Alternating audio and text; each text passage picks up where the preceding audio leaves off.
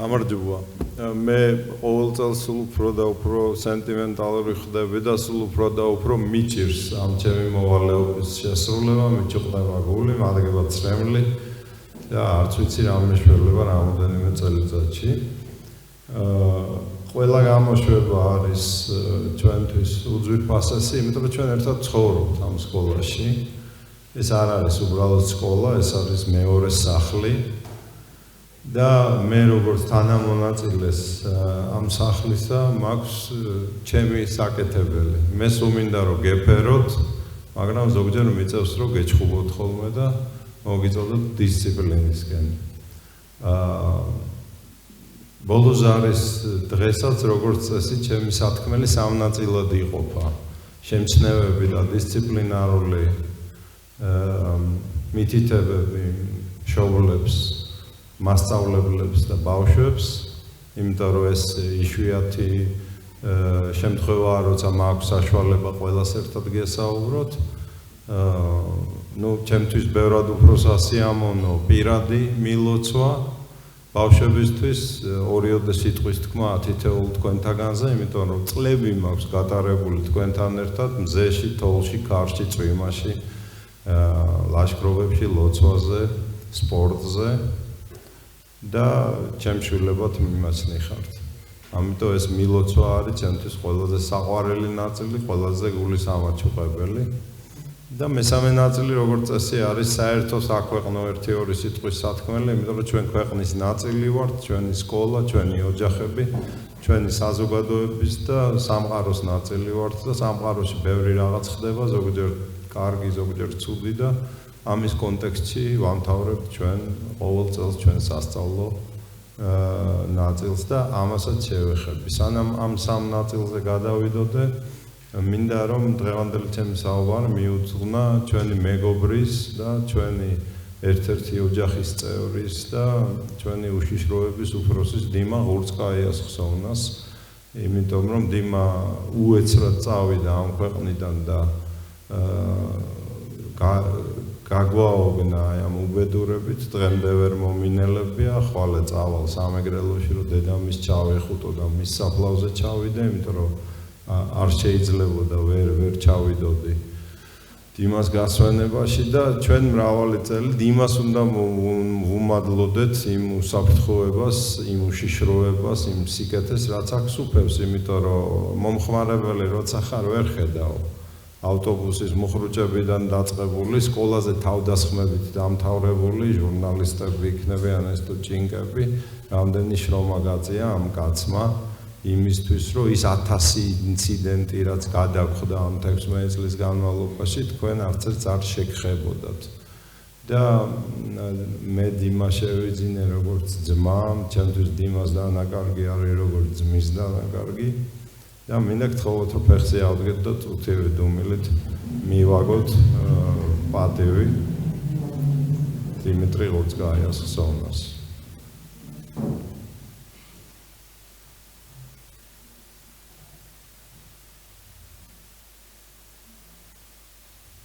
დიდი მადლობა. თხოვთ დავბრძანეთ. დასასრულს ვიტყვი რომ გთხოვთ რომ მოიხსენოთ დიმას ოჯახი, დიმას მეუღლე ეკატერინე, თქვენი სკოლელები, მათი ორი შვილი, გიორგი და ანდრია, რომლებიც იქნებ დავაბრუნოთ სკოლაში თუ ეკამოინდომებს და მე პირადად ჩემ მოვალეობად მიმაცნია მაგ ოჯახზე ზრუნვა ყოველთვის. ეხლა გადავდივარ და შენდობას ვითხოვ ყველაზე ჩემთვის არასასიამოვნო ნაწილისთვის, ესეც ჩემი საკეთებელია, ყველა ბაღს უნდა მოვლა, ერევა, სარეველა, იმ წუთშივე როცა ხელს გავუშვებ, ყველა შეღებილს ედება ჟანგი, ყველა პროცესს ერევა ობი, ხრწნა და ჩემი მოვალეობა 1-2 სიტყვა თქვა ამაზე. განსაკუთრებით გადავედი რა კლავ ჩემთვის ესოდენ ძნელ რეჟიმში, როცა უმეტესი დრო უცხოეთში მიჭევს მუშაობა, ჩამოვდივარ და ასეთი რაღაც განახლებული თვალით ვხედავ რა გაგვიფუჭდა ისევ, რა გვაქვს ისევ გამოსასწორებელი და იმედია რომ არავინ არ მიწყენს. რაღაცეები შევამჩნია და მინდა გამოვიყენო ეს ვითარება და გაუსვა ხაზი. დავიწყებ დისციპლინით, ისევ მოვიკოჭლებთ, შემთხვევითი არ არის, რომ ჩვენ ვართ ნომერი 1 სკოლა საქართველოში ეროვნულ გამოცდების საშუალო ქულით, ბოლო 8 წელია თუ არ ვცდები, ყოველ წელს ფიქსირდება ეს შედეგი და ეს შედეგი არ არის შემთხვევით, ეს არის იმ სისტემის შედეგი, რომელშიც ჩვენ ვზდით შვილებს. აქ არ არის მარტო სწავლა, აქ არის სპორტი, ლოცვა და შრომა.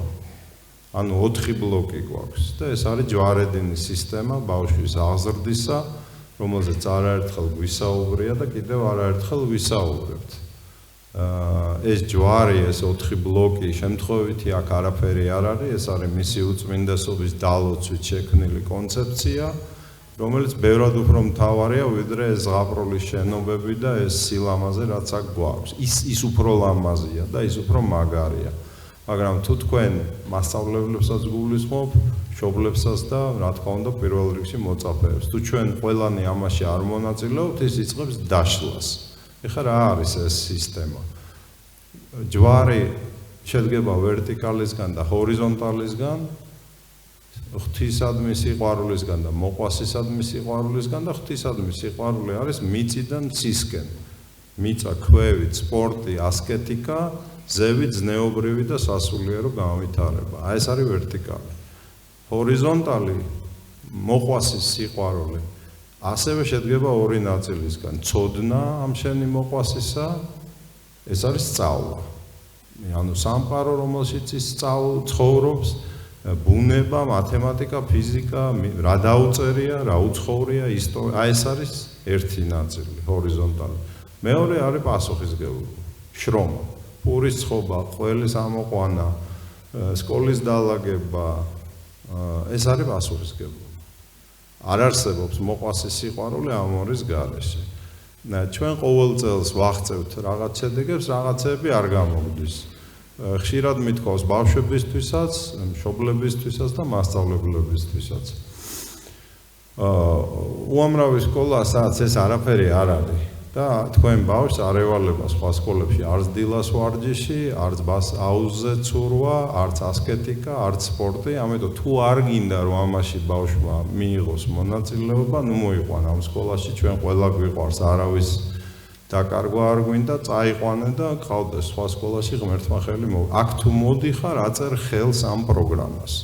ამიტომ ნუ გვირეკავ, ნუ იმიზეზებ, რომ გაციებულია აუში არ ჩავიდეს, ცივი წყალია გაუთვეთ, ეგ ჩვენივე შვილებისთვის ჩვენ თვითონ ვაკონტროლებთ მაგას და ყველაფერი ეს ვიცით. სკოლაში თუ შემოვდივართ, მის განრიგს ვემორჩილებით და ასევე ყველა მშობელს თხოვ თვეში ერთხელ გეხვეწებით ან დედა, ან მამა, ან ბები, ან ბაბუ, ან ბიძა, ან დეიდა, თვეში ერთხელ. იმედია ეს ძალიან ხშირი არ არის, მონახეთ დრო თიკოსთან კოორდინაციით და მიიღეთ მონაწილეობა თქვენი შვილის შრომაში. იატაკს ხვეტავს, იატაკი დახვედეთ, პურს აცხობს, პური გამოაცხეთ, ყველი ამოყავს, ყველი. იმიტომ რომ როცა ბავშვი თქვენ ხედავთ თავის გვერდზე, თქვენ ჩვენ გვეხმარებით მის ასეთ აღზრდაში. ესეც არც ერთ სკოლაში სხვაგან არ არის, ეს თუ არ გინდათ, წაიყვანეთ სხვა სკოლაში, თუმცა ჩვენ არავის აქედან წასვლა არ გვინდა. მასწავლებლების გასაგონად მაპატიებენ, არ გამიბრაზდებიან. როდესაც შენ არ უწერ მინუსებს ბავშვს, როცა მან ფორმა არ მოიტანა, ან დაარღვია სკოლის განაწესი და მოვიდა smartphone-ით. აი დღეს ჩამოვართვი 5 smartphone უკვე ისე გათამამდნენ, რომ აღარც მალავენ და ესე ხელით დაქონდა და 5 ჩამოვართვი. ერთი თვე გადაეჩვიან, რომ აქ არ ვიყავი. შენ როცა უჭუჭუ კარგი ხარ და მე მშობლები რომ მოდიან მშობლების კრებაზე და გეუბნებიან ჩემმა ბავშვმა რატო არ იცის კარგად მათემატიკა ან რუსული, იმიტომ რომ შენ მიუშვი დისციპლინა და სადაც მინუსია იყო დასაწერი, იქ არ დასვი. ეს ჩვენიერება ამ სკოლის სიყოჩაღე, სიკარგე, თითით საჩვენებლობა მოიპოვება ყოველდღიური ბალანსით სიყვარულსა და წრთნას შორის. მარტო სიყვარული წრთნის შემჩენების დისციპლინის გარეშე არის ის კეთილობანას თამაში, რამაც დაღუპა ჩვენი ქვეყანა და რის აღორძინებასაც ვცდილობთ მათ შორის ჩვენს ამ სკოლაში. ვამთავრებ აი ამ ჩემს უსიამოვნო ნაწილს ვერ ვიტან მას, ყოველთვის ვერიდები მას, ყველას გთხოვთ და გევედრებით, ვინც ვართ ამ სკოლაში, დავემორჩილოთ მის განაწესს და შევიტანოთ ჩვენი წვლილი იმისთვის, რომ ჩვენი შვილები წვრთნათ და იყონ მაგრები და ჩვენი უკვე ძალიან დიდი ტრადიცია, ხა მე ყოველდილას 200 ბავშვს ხაზს რო უტარებ, გადაამრავლეთ 16 წელიწადზე და რამდენიმე ასეული 1000 გამოცდილება მაქვს ბავშვებთან შეხების და დღემდე ვსწავლობ თქვენგანაც და მინდა დიდი მადლობა გადაგიხადოთ მშობლებსაც და მასწავლებლებსაც, რომ ერთად ვაშენებთ ამ სკოლას. მე შევატყე რომ ცოტა ჟანგი მოგვედო სექტემბრიდან ისევ განახლებული ძალებით ვაპირებთ რომ დაუბრუნდეთ ჩვენი სკოლის მშენებლობას.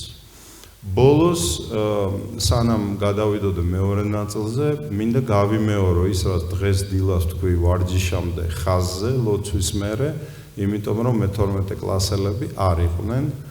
მე თქვენთვის ეს არაერთხელ მithქვამს, მაგრამ ეხლა შედიხართ რა თქვენს საყვარელ ზაფხულის არდადეგებში, მინდა გაუსვა ხაზი ამასაც. ზაფხულის არდადეგები არის სიხარული, სიკეთე და საოცარი დღესასწაული და გილოცავთ მათ როგორც ყოველთვის, მაგრამ ასევე არის ცუდი. რითი? იმიტომ რომ ადამიანი უნდა ცხოვრობდეს ერთი და იგივე რიტმში და ეს ზაფხულის არდადეგები და ეს მდგომარეობა ჩვენთვის ცოტა არაბუნებრივია. რა გვემუქრება ბავშვებო, მინდა გავუსვა ამას ხაზი. დაკარგვა ფორმის, სპორტული ფორმის, გონებრივი ფორმის, აზროვნებითი ფორმის. რა უნდა გავაკეთოთ იმისთვის, რომ ზაფხულმა ძალიან გაგვახაროს და ძალიან არ გვატკინოს და არ გვავნოს. პირველი, გავიმეორებ, რაც მე წიჟდებით ტელეფონში, სკროლვაში, სამწუხაროდ მით უფრო მალე დამთავრდება ზაფხული. რაც მეც მოწყდებით ტელეფონიდან და იქნებით ველოსიპედზე, ბუნებაში, კოცონთან, მეგობართან ურთიერთობაში, დედიკოსთან და მამიკოსთან ურთიერთობაში, მათ დახმარებაში სახში, მით უფრო გრძელი ზაფხული გექნებათ. მეც მქონია ზაფხულის არდადეგები, აგერ სხედან უფროსები, ეს არის 2x2 4, რაც უფრო გათიშული ხარ ცხვირჩარგული ტელეფონში და გაჯეტში, მით უფრო მალე თავდება არდადეგები. გინდა გრძელი არდადეგები, მოწყდი ტელეფონს. პირველი, მეორე არაფერი არ ჯობია ქაღალდის წიგნის კითხვას როგორც გართობას. რატო? იმიტომ რომ როცა ტელეფონში უყურებ კინოს, მეც ვაკეთებ ამას, მულტფილმს, სკროლავ, ის გამოსახულება შენ ფანტაზიის გასახანს არ გაძლევს. ის შენ გეძლევა უკვე როგორც მოცემულობა და შენი ფანტაზია დაბლდება, გათიშულია. უბრალოდ შენი თვალი უყურებს ამ გამოსახულებას. როდესაც წიგნს კითხულობ, მაგ გამოსახულებას ხატავს შენი გონება. სულ მუშაობს და მდიდრდები. ამიტომ აი კითხულობ კაცზე ან ქალზე, შენ თვითონ წარმოედგენ როგორია ის ქალი, როგორია ის კაცი, როგორია ის ცხენი, როგორია ის ომი, როგორია ის ბუნება. ბევრად მაგარი გასართობია.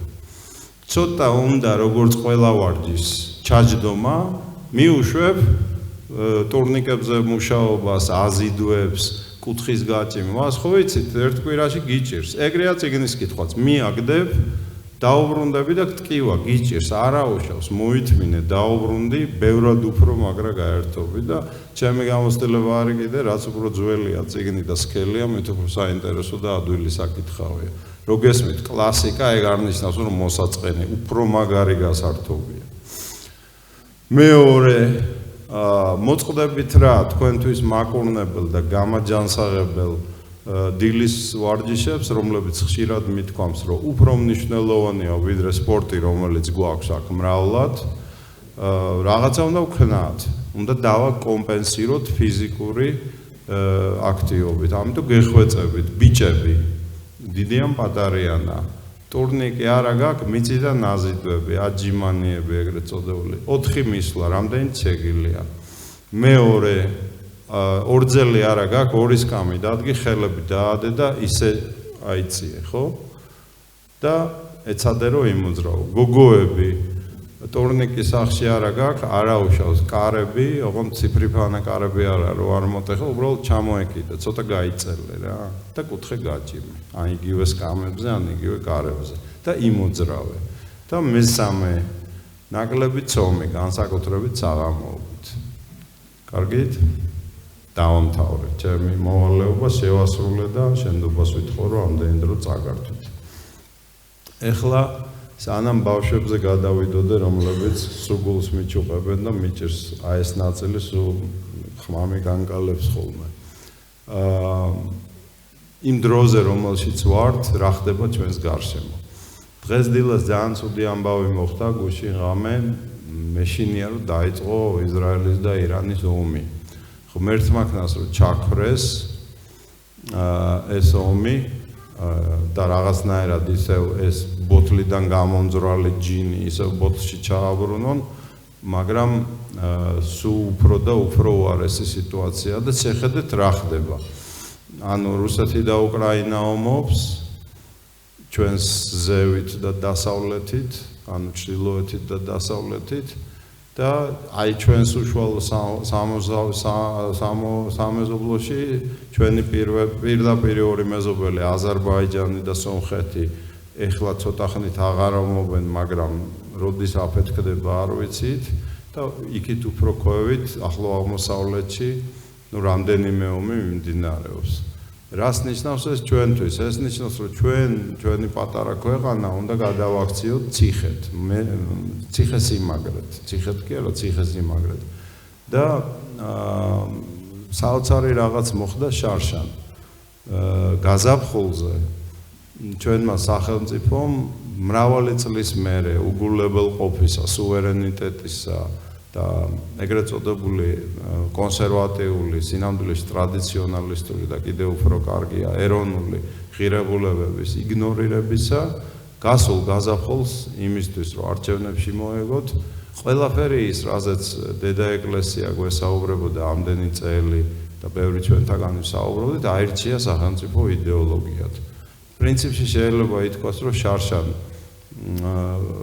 ცოტა შეგველო უკვე ამაზე საუბარი, შარშანდელ გამოშვებაზე, მაგრამ წელს უკვე აგერ ერთი წელი გავიდა და შეგვიძლია ორი სიტყვით შევაჯამოთ, რომ მსოფლიოში აბიჯა ახალ ეპოქაში, როდესაც სახელმწიფოები უფრო და უფრო სუვერენულები გახდებიან და თავიანთ ინტერესებს უფრო უფლებიან და უფრო გაეურჩებიან სახელმწიფოთა შორისი იდეოლოგიების მონობას. ანუ ყველა აღარ იქნება რომელიმე ერთი ცენტრის მონა.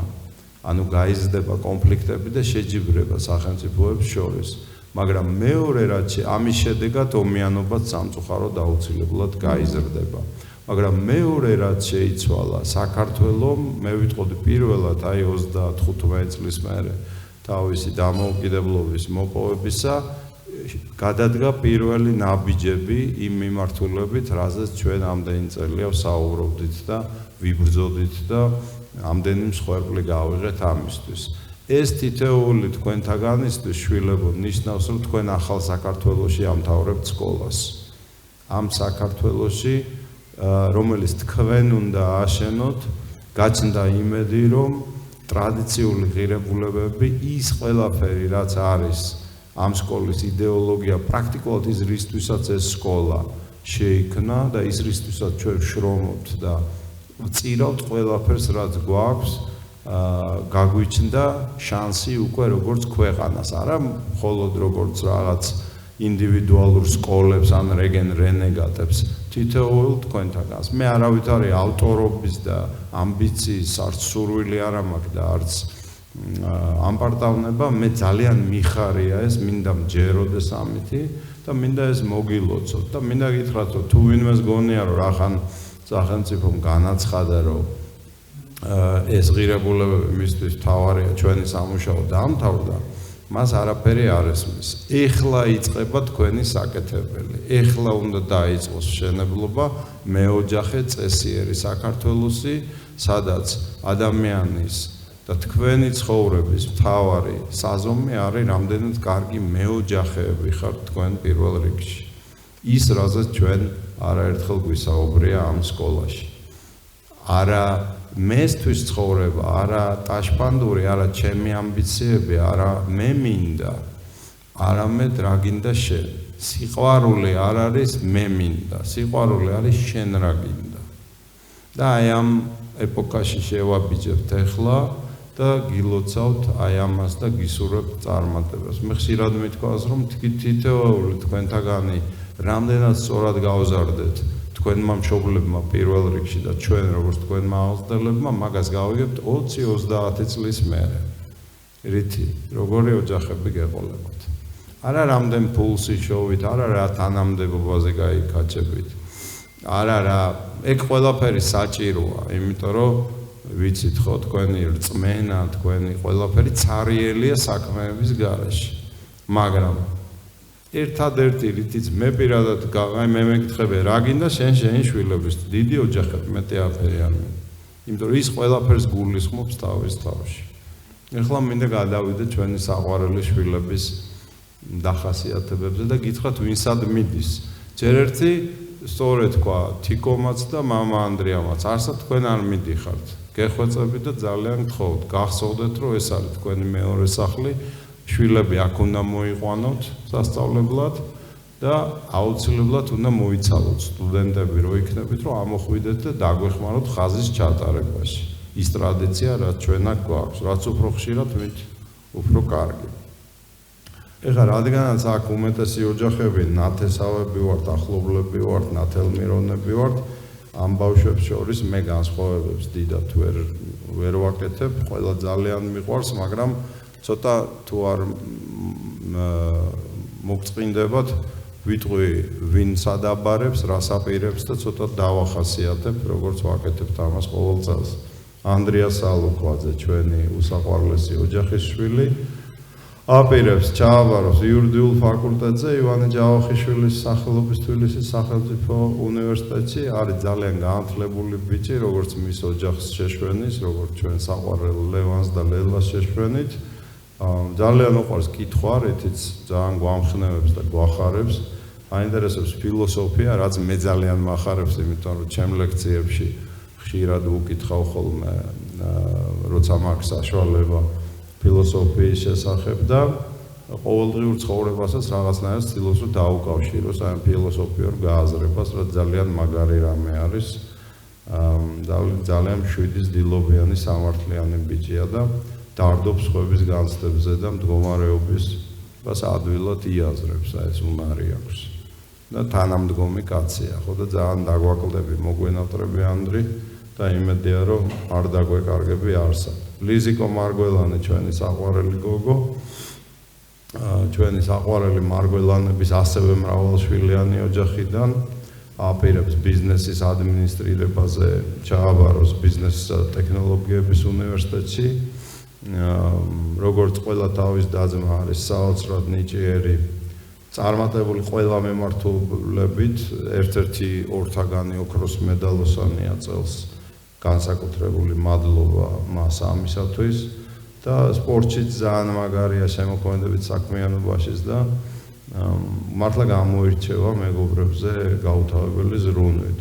რუსუდან გურგენიძე, ჩვენი საყვარელი გოგო, ჩვენი მასწავლებელი შვილი, ფინანსები, ბიზნესის და ტექნოლოგიების უნივერსიტეტი, ძალიან ნიჭიერი ყველა მიმართულებით, როგორც თავისი ოჯახის წარმომადგენელი, ერთმანეთს უთავსებს მუსიკით გატაცებას, აკადემიურ სწავლას, სულ გვახარებს, სულ გვეხმარება კონცერტებზე და პირველი სკრიპკა შეიძლება ითქვას პირდაპირ და გადატანეთი მნიშვნელობით ამ სიტყვისა ყველა ჩვენ საშობაო და აღდგომო სპექტაკლებზე. ჩვენი ალექსანდრე წერეთელი, ულამაზესი და ყოჩაღი და სპორტული ბიჭი, საერთაშორისო ურთიერთობები, ივანე ჯავახიშვილის სახელობის თბილისის უნივერსიტეტი. აკო აი მთელი ამ წლების მანძილზე ესე ახასიათებს ყველა რომ აი თითქოს ჩვენი სკოლის თვალიაო რა. და თავისი რაღაც ჩინაგანი თავისუფლებით, წოდნით, ძალიან საყვარელი და სასაცილო სამსახიობო ტალანტით რაღაცნაირად ყველას ნუსხავს და ყველას სიყვარულს იმსახურებს. ლუკა ნაცვლიშვილი აბარებს ბიზნეს ადმინისტრირებაზე ვებსტერის უნივერსიტეტში.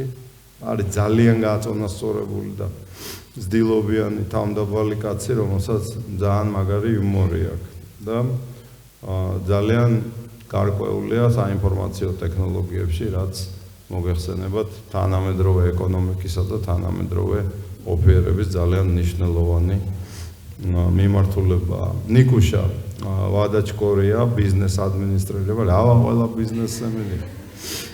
არა, ყველა არა, ეხა იქ დაიწყებს ხო. კავკასიის უნივერსიტეტი, ნიკუშა სულ 3 წელია რა ჩვენთან სწავლობდა, მაგრამ გეგონება ჩვენთან ერთად გაიზარდა, ისე ორგანულად ჩაეწერა სკოლაში და ყველას ძალიან უყვარს, ძალიან ვაჟკაცი ბიჭია და ასევე ხშირად ხას უსვენ ნიკუშას საოცარი იუმორის გრძნობას.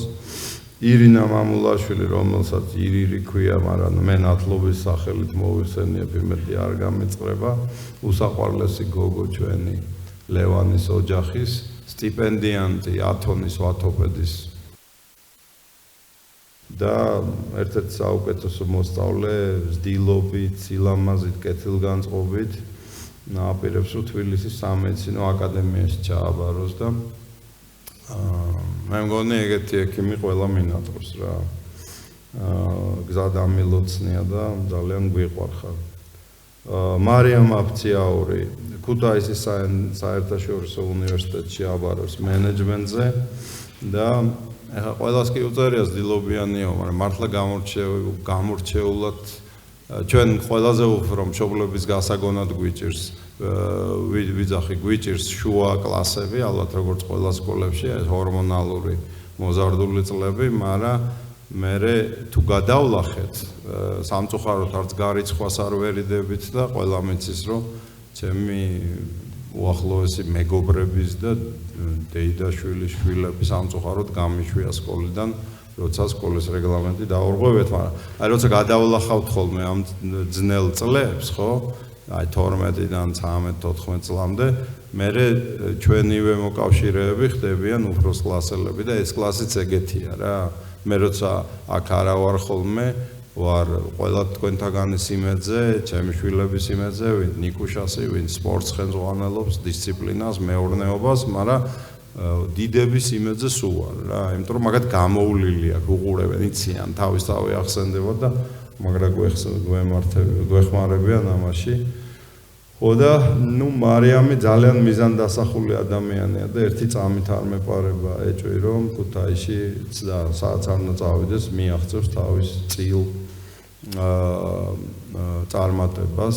აი ელენიკო თოფურაშვილი მიდის კინორეჟისურის მიმართულებით შოთა რუსთაველის თეატრისა და კინოს სახელმწიფო უნივერსიტეტში და რაღაც ესეთი დისონანსი შეიტანა ყველა ბიზნესში მიდის და ელენე მიდის ხელოვნებაში და მე სულ მხარს ვუჭერ ეგეთ არჩევანებს, არავის არ უგზავნავ, ბიზნესზეც გიკითხავთ ლექციებს და რჩევებსაც გაძლევ და სულ მზად ვარ გემსახუროთ, მაგრამ და არავინ არ მიწყინოს, მე ვიცი რომ სადაც არ უნდა წახვიდეთ, მაგრა ისწავლით და თქვენ წარმატებებს მიაღწევთ, მაგრამ ვამბობდი და ვამბობ, მიუხედავად იმისა, რომ მე თვითონ მაქვს ბიზნესის განათლება მიღებული.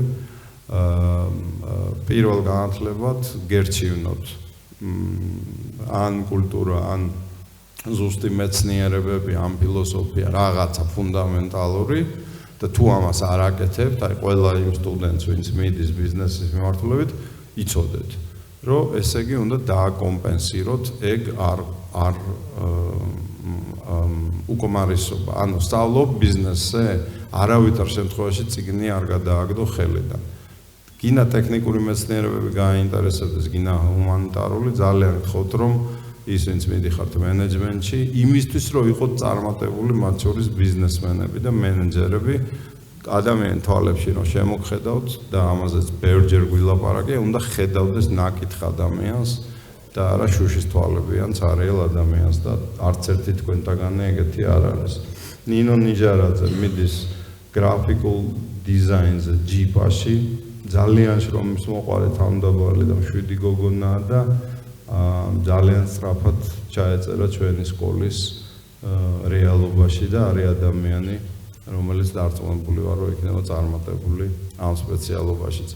ბოლოს მინდა გითხრათ, რომ ვიყავი რა სტუდენტი, მეც ისევე როგორც თქვენი მასწავლებლები და მშობლები, ვიყავი რა ასპირანტი და მაგისტრანტი მეც, არ გაგიკვირდეთ, ეხლა მაგ მიმართულებით თავს დაიპროგრამებთ, მაგრამ არ გაგიკვირდეთ, რომ ეს პროფესიებიც მერე შეიცვალოთ. ჯერ მენეჯმენტი არ არის პროფესია და ბიზნესმენობა არ არის პროფესია, მაგრამ არ დაითრგუნოთ, იცოდეთ, რომ სტატისტიკურად ძალიან ბევრი ჩვენთაგანი იცვლის პროფესიას. მე დღემდე ვიცვლი, რომ მე ზარმაცი პოეტი კაცი ვარ, რომელიც შემთხვევით გავხდი ბიზნესმენი და ეხლა რა ვარ არც ვიცი. ამიტომ ეს ძიება ბუნებრივია და თქვენს გელით წინ თავარი ის არის, რომ რასაც აკეთებ, კარგად აკეთო და გულით აკეთო რა. ბოლოს მინდა დავუბრუნდე იმას, რაც ჩვენთვის მთავარია, იმას, რაც ამ სკოლის, ასე ვთქვათ, კვინტესენცია, არსთა არსია და თავი რო არ შეგაწყინოთ, თქვა მოგლეთ, რომ ჩვენმა წინაპრებმა ამ ქვეყნიურ ცხოვრებას წუთი სოფელი ტყვილა არ უწოდეს. მეორე ესეთი კულტურა არც მეგულება, შეიძლება სადმე ქვია ამ ქვეყნიურ ცხოვრებას კიდე წუთი სოფელი, მაგრამ ეს არის ჩვენი კულტურის საოცარი რეალიზმი. ქართველმა კაცმა საუკუნეებში იცხოვრა და თქვა, რომ ეს რა ყოფილა კაცო, ეს არის წუთი.